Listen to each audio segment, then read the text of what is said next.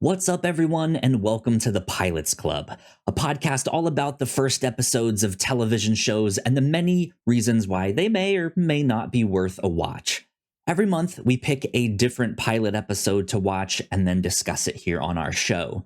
We release these episodes first and foremost to our Patreon supporters at patreon.com/the Whatnauts on our $3 tier and above. And then 2 years later, we release these episodes to a wider audience on a public feed. So if you want to catch up on 2 years worth of episodes, patreon.com/the Whatnauts is the place to do that. When we first made the Pilots Club, it was a little rough around the edges, so we wanted to polish it up a bit and repackage it, so to speak, with this new intro. And eventually you will stop hearing me doing this pre-recorded intro, and I will just start saying it as we record each episode. But until then and beyond, please enjoy the show and what it grows into. Welcome back to the Pilots Club, one of our Patreon exclusive podcasts here at the Whatnauts. Thank you for supporting us. I don't know why I did that intro so formally, but yes, thank you for being a Patreon member. It means a lot. And so we like to give you something special here in these Pilot Club things that we do here. Melissa, you picked the pilot that we are watching for this time. So why don't you tell us a bit about The West Wing? We are watching the pilot episode of The West Wing, the famous dad show for many types of people. But my dad watched it, and I feel like it radiates strong dad show energy. This is a show I grew up watching him watch, and I was like 10. I never connected it. Why would I like an adult drama about the president's office? But he's been rewatching it lately, and I'll see episodes when I'm over at his house, and it's strangely captivating. It's got like a really winning cast. It's full of actors, even tiny little guest roles. So many times I've walked in, and it's like, oh, that's a famous actor I know. I just happen to have clicked on an episode that is them on it. And it seems like that's just most episodes. Like, this is a show that attracted a real high caliber of performers. So many people, And I've gotten weirdly invested in it whenever I'm over at my parents' house. I'm like, what's going to happen next?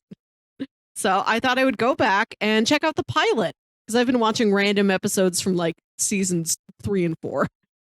Yeah, there you go. Yeah, my experience with The West Wing is a lot.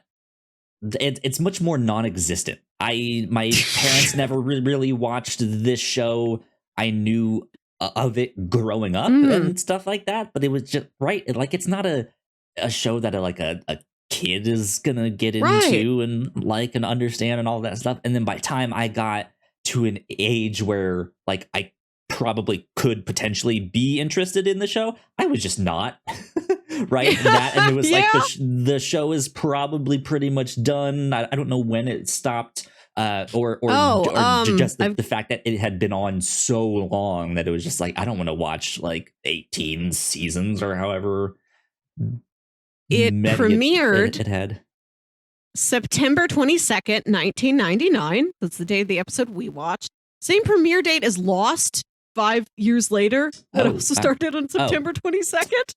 Okay, 5 years later. I was like, whoa, wait, this was on the same. The Lost is so much better than this pilot. Good God. And it ran until May 14th, 2006. So that's, I don't know how many seasons it is, but we've also been rewatching Fringe over on the review show once a month. And we go to an alternate universe in that show. And in that alternate universe, which we meet in 2009, 2010, West Wing is still running over there. That's one of the differences between the two universes, is that their West Wing continues. That's funny. Yeah, I don't really know much about Sorkin's work. I maybe watched one or two things and haven't realized it. But one of the podcasts I listened to did a kind of Sorkin cast when they did the West Wing reunion. because they did that, and then I think he also had a recent movie that came out on Netflix. I don't being the remember. Ricardos. It wasn't that one. No. It was Trial of Chicago 7 yes, year or two ago. That one. Yeah. And they were talking about that stuff and the things of his work that has worked well, the things that have not worked well, the things that aged well, the things that did not, right? And I listened to that on an airplane while I was going to go visit my parents. It was just some noise. I had no idea what they were talking about, but there are critics that I like, and so it was just like, well, I get to hear them talk about that stuff. So that is the extent of like my knowledge of Aaron Sorkin and The West Wing and all that stuff. I know nothing. So this was my first like conscious journey into his work here. And this is interesting because it's such a niche show. Yeah. It was a wildly popular niche show, but it is so very specific. Like, yeah, it is a drama that is set in the White House, in the president's office. The mile-a-minute dialogue that happens in there is just filled with all sorts of lingo and stuff that I don't understand half of it. And so it is this like fascinating peek behind the curtain into that stuff. And I'm interested in that sense, but I'm also not, because of how niche it is. And like there is this still like this like weird layer, at least in this pilot, like of me watching this pilot, there's this weird layer of like, well, this show still isn't for me. Like what? Like, I don't know. It's just not my kind of show. But yeah, this was an interesting one for sure, because I think the thing that stood out to me the most was the confidence in which it presents itself. It is a very confident show. That's a good word for it. I also don't have a lot of experience with Sorkin. I have seen The Social Network. And that's a movie that starts with this really fast-paced, quickly delivered, intimidating and almost impenetrable monologue by the guy I like, Jesse Eisenberg. Yeah. And this show is similar. It is so full of lingo. It's so full of background and context that you don't know. But... and I understand that could be like really off-putting, but there is the fact that we're like inside the background of the office, and it's not going to be things that directly play out on the huge American stage, but it's things that happen in the background. We're not following the turmoil of these people who are trying to get over to Florida from Cuba in the boats. We just see a couple people in an office talking about it. Yeah. It's intimidating, but I think it also approaches these topics in such a small, specific sliver that could be your way in. Like, you really like these characters. You're like, I don't know what's happening, but I'm going to follow Allison Janney anywhere. How's she doing? What does she feel about this? Yeah. Yeah, it's interesting that you say that it might be your in because it's such a small specific sliver, whereas I feel the opposite, where it's like it is so specific, so niche that like I think I would kind of like to see the drama of these people coming over on that boat, and like that is I think what the typical show would do. Right, it would show you that scene. It would like give you that context, whereas this like hyper focuses and hyper fixates on that. That I think it might scare some people away. But yeah, they're like, despite that choice, it's so confident in its dialogue, the way it presents its characters, like sometimes pilots can be more proof of concepts of like, okay, here's some of the main characters, here's just like what some of the drama might be like, and it is the actors still kind of finding their characters maybe, or right, like it's not complete. Whereas this feels like a show that has been running for 3 seasons. Yes. Right? When the president walks in to settle the debate of what is the first commandment as they're all in their bickering, he has such charm, such just like, I am the man of authority here. Like he shuts down the entire thing immediately.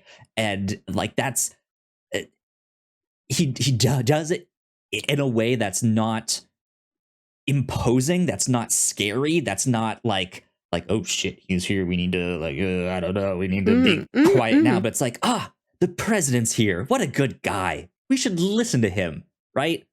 And that makes him likable. Yeah, they strike a good balance with this president, that he is he's very stubborn and he's kind of feisty, but you can tell like he has a good head on his shoulders. He's thoughtful. He's very intelligent.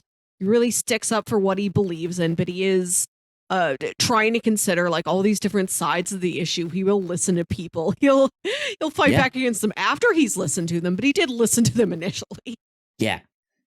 So I mean that stuff I think was really impressive, because I think we haven't watched a pilot yet on these pilot clubs that we've done that is this confident. I think the closest one might be Eureka.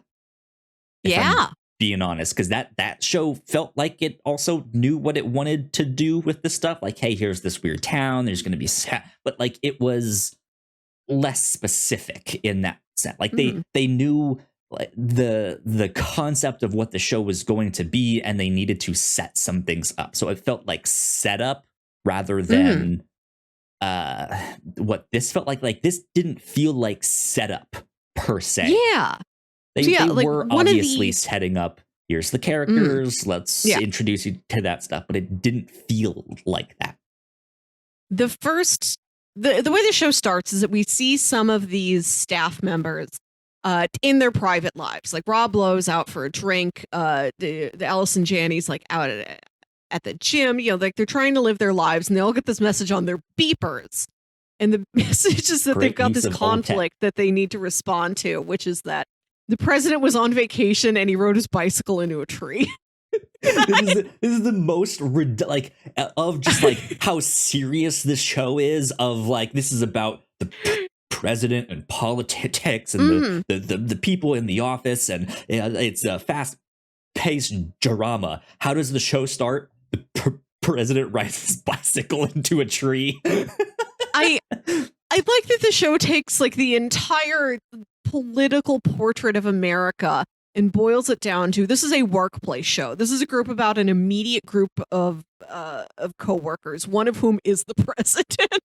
Yep. And it does have these major conflicts. Like there's an episode I watched in like season 3, that my dad was watching, where it's like a Friday night and they kind of a night off, and it's poker night. They're all going to like gather in the White House and play poker with each other, including the president.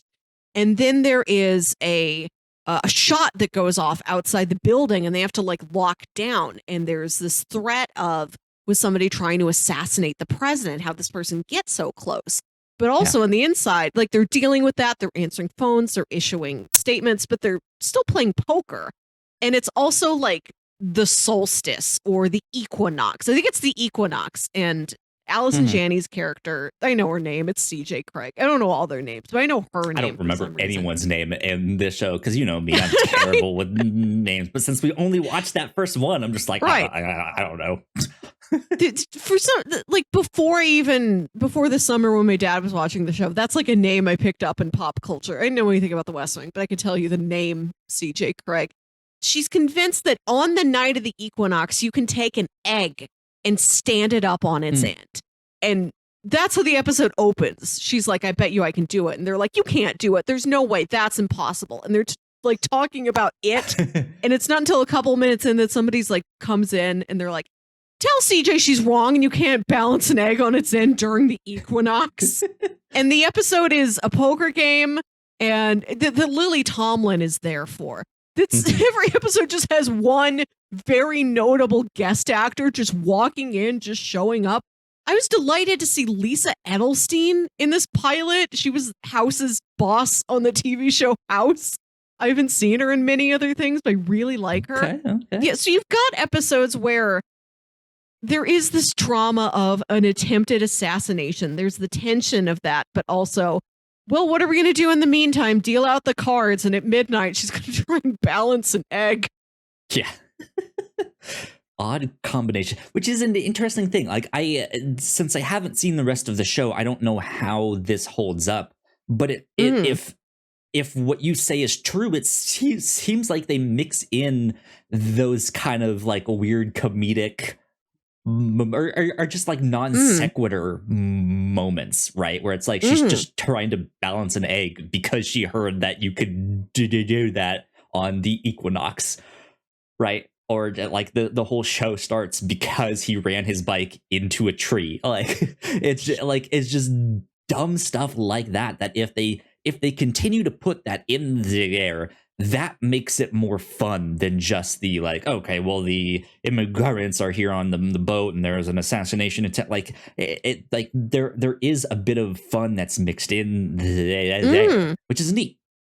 To add to that, one of the things that stood out to me about this pilot was the music, especially at the start when they all like get the calls or their beepers are going off and they all start to get into the White House and there's people walking by left and right and this and that and everything is happening all at once.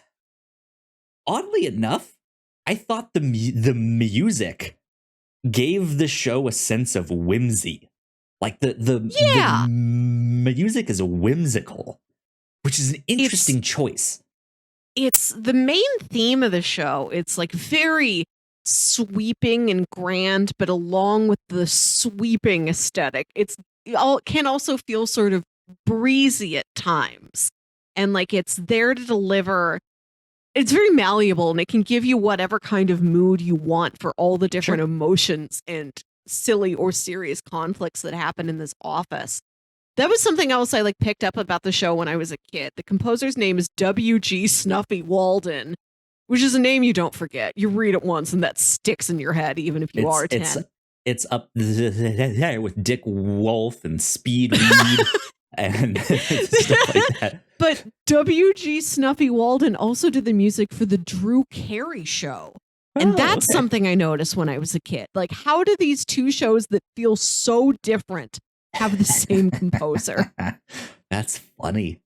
But yeah, like it felt like the music didn't fit to me. Not that I think it was a bad choice. I think it was a good choice actually, because lending this sense of whimsy to what's happening almost had this like magical feeling to it. Like it felt like me like kind of first exploring Hogwarts, but instead of this like haunting looming sense of like there's mystery here, it is like this, wow, I'm inside the White House and there's this sense of discovery and wow, this is so cool. And like that is the kind of whimsy that I got from this. That's a really good comparison. That's stepping behind the scenes at the White House. Feels like you're visiting a magical castle. And you're in these parts of the building that like you don't think about, you don't see. There are like these stately conference rooms they go into with like the 6-foot-tall oil painting of Teddy Roosevelt. But then there's just like messy desks and buzzing phones. You're taking a look at this background that is like unglamorous, like unspoken of, just like sleeves rolled up, just hard hitting, nose to the grindstone. But they're also so closely bonded together with each other because of the specificity and intensity of the work that they do. They've got sure. this bond that can lead to very intense moments and very, very silly moments also. It's a real family here. I love the walk and talk. I've been familiar with the concept of the Sorkin walk and talk. That's, I think, the iconic thing of the show. And it is great to watch the camera move through these nests of just conference rooms and little offices and file cabinets and fluorescent lights. And then you're in a grand portrait gallery. And then you go back into another tiny fluorescent light office. Interesting. Good stuff. I don't know if I have really much else to say about the pilot of this one. Do you have a final thought or two? I wanted to point out review show alum Janelle Maloney. We saw in The Leftovers playing a woman who had been in a car accident. It was in this sort of catatonic vegetative state being wheeled around. There was a performance on The Leftovers that really impressed me. How she's it's her and Christopher Eccleston plays her husband, and he's acting his butt off. He's doing such a good performance, and she's doing something just as impressive in that she has to sit there and just slowly blink and not react at all. I was really impressed by her, and I had no idea like who she was and what her background was. She plays like the assistant communication director's assistant. She's in the show. It was delightful to see her again. I was very happy to see that actress in another context where she got to move and speak. Which she does eventually get to move and speak in The Leftovers, but that's Leftovers is a whole thing. Yeah. There is an impressive cast on this. There's characters I had gotten used to that aren't in the pilot. Dule Hill plays the president's secretary. Elizabeth Moss plays his daughter. I didn't know Elizabeth Moss had a career before that migraine medication commercial. I thought it was that, Mad Men, and then everything else. I didn't know she played the first daughter. There's a real impressive cast on it, and it is characters that just, I'd go over to my parents' house, my dad would marathon 4 episodes, and I would get engaged. I barely know Toby, but I will fight for Toby's honor. Yeah, interesting stuff. Well, cool. That is the pilot of The West Wing. All that stuff. So, Melissa, we have already gotten ourselves a good handful of pilots on our Pilots Club. One of the things we have not done yet is a pilot that never aired. Ha ha! Yes. So I wanted to do a pilot that never made it to TV. Thankfully, I found this one on archive.org, so we can watch it on the internet somehow, some way. It also, the website provides the links if you want to download it certain ways and stuff like that. But the pilot that I would like to talk about for this next month is the unaired pilot from 2011, Wonder Woman. This is it was directed by Jeffrey Rayner, and Adrian Palicki stars as the main character. I've watched this once before years ago. I don't remember much about it. So it'll be interesting to kind of dive back in on this and check it out, and to see a show that was never picked up. Yeah, never very made it to interesting. Network here. So Melissa, I will send you the link. Thank you for this one. But yeah, that's what I wanted to check out this next month. Wonder Woman, the unaired pilot from 2011. So, good stuff. I think that's about it, though. So, once again, thank you for supporting us on Patreon. I've been Kyle. That's been Melissa. We will see you all next time. Bye. Bye.